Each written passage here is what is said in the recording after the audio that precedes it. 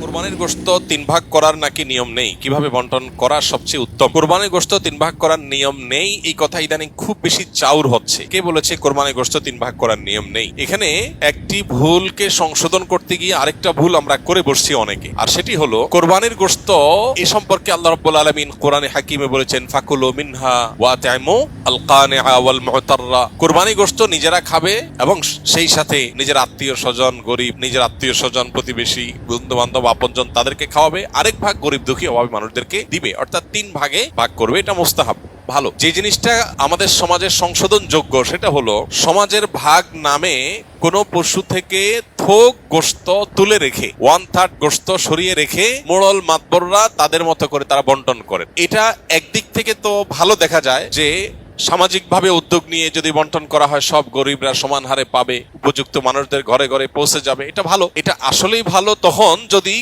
শরিকদের কারোর কোনো আপত্তি না থাকে। সবাই যদি বলে হ্যাঁ ঠিক আছে, এটা খুব সুন্দর পদ্ধতি, আমাদের সবার কোনো দায় দাবি নাই, সবার তরফ থেকে একটা গরুতে 7 ভাগে কোরবানি দেওয়া যায়, 7 ভাগ থেকে বা যে কয় ভাগে আছে সবার তরফ থেকে টোটাল গোশতের 3 ভাগের 1 ভাগ রেখে এলাকাতে দায়িত্বশীল যারা আছেন, মুরব্বী যারা আছেন, গণ্যমান্য যারা আছেন তাদের অধীনে ওলামা একরাম, ইমাম সাহেবদের মাধ্যমে পুরো এলাকাতে গরিবদের মধ্যে বন্টন করা হোক, আমাদের আপত্তি নাই। কারো যদি আপত্তি না থাকে কোনো অসুবিধা নেই, এটা ঠিক আছে। যেহেতু এই জাতীয় ক্ষেত্রে একজন মানুষ তার নিজস্ব কোনো আত্মীয় আছে, গরিব আছে দূরে, তাকে একটু বেশি করে দিবে বা তার মতো করে সে একটু বন্টন করবে, এই বিষয়গুলোর সুযোগ যেহেতু থাকে না ওই সমাজের ভাগ আলাদা করে তুলে ফেলার কারণে, এই জন্য এই বিষয়টা যদি কোনো শরিকদের কারোর আপত্তি থাকে তাহলে এটা উচিত না, তাহলে সেক্ষেত্রে তার হক নষ্ট হবে। কারণ কারোর কোরবানি গোশত তিনি কি করবেন না করবেন, তাছাড়া 3 ভাগ করার যেহেতু ফরজ না, ওয়াজিব না, আবশ্যক না, অতএব আপনি জোর করে তার কাছ থেকে নিবেন না। এটা হলো মূল বিষয়। অতএব খোলাসা কথা হলো এই 3 ভাগের 1 ভাগ সমাজের ভাগ যেটা উত্তোলন করা হয়, এটা উত্তোলন করে দিয়ে গরিবদেরকে পৌঁছানো হয়। আর যাদের